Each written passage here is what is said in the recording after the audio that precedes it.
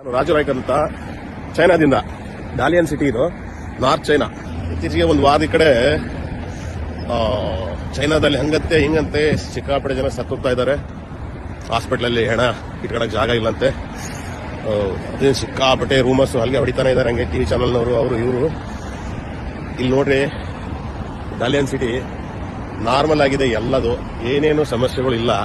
ಅಲ್ಲಿ ನೀವು ತೋರಿಸಷ್ಟು ಅದನ್ನ ವೈಭವೀಕರಣ ಮಾಡಿ ಅಷ್ಟೆಲ್ಲ ಹೈಪ್ ಮಾಡಿ ನ್ಯೂಸ್ ಎಲ್ಲ ತೋರಿಸಿ ಜನಕ್ಕೆ ಮೊದಲೇ ಸುಸ್ತಾಗಿದ್ದಾರೆ, ಎಲ್ಲ ಹಾರ್ಟ್ ಅಟ್ಯಾಕ್ ಮಾಡಿಬಿಡ್ತಾರೆ ಜನನ್ನ. ಇಲ್ಲ ಅಂತದೇನು ನಡೀತಾ ಇಲ್ಲ, ಲೈಫ್ ನಾರ್ಮಲ್ ಆಗಿದೆ. ನೋಡ್ರಿ, ಇದೆಲ್ಲ ಶಾಪಿಂಗ್ ಮಾಲು, ಎಲ್ಲ ಕಡೆನೂ ಜನಗಳು ತಿರುಗಾಡ್ತಾ ಓಡಾಡ್ತಾ, ಯಾವುದೂ ಸಮಸ್ಯೆ ಇಲ್ಲ.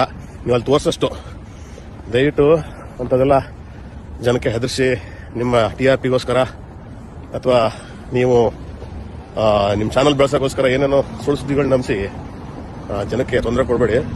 ಅಂಥದ್ದೇನೂ ಆಗಿಲ್ಲ ಚೈನಾದಲ್ಲಿ. ಯಾಕಂದ್ರೆ ನಾನಿಲ್ಲಿ 2008ರಿಂದನೂ ಇರೋ ಚೈನಾದಲ್ಲಿ. ಅಂಥದ್ದೇನೋ ಪರಿಸ್ಥಿತಿ ಇದ್ರೆ ನಮ್ಗೆ ಗೊತ್ತಾಗುತ್ತಿಲ್ಲ. ನಾವು ನಮ್ಗೆ ಸ್ಟೂಡೆಂಟ್ಗಳು ಆಮೇಲೆ ನಮ್ಗೆ ಎಲ್ಲ ಜನಗಳು ಸಿಗ್ತಾರೆ, ಮಾತಾಡ್ತಾರೆ. ಅಂತ ಇದು ನಮಗೂ ನ್ಯೂಸ್ ಮೊದಲೇ ಗೊತ್ತಾಗುತ್ತೆ, ನಿಮ್ಗಿಂತ ಮೊದಲೇ ಇಲ್ಲೇ. कैसा लगा मेरा मजाक?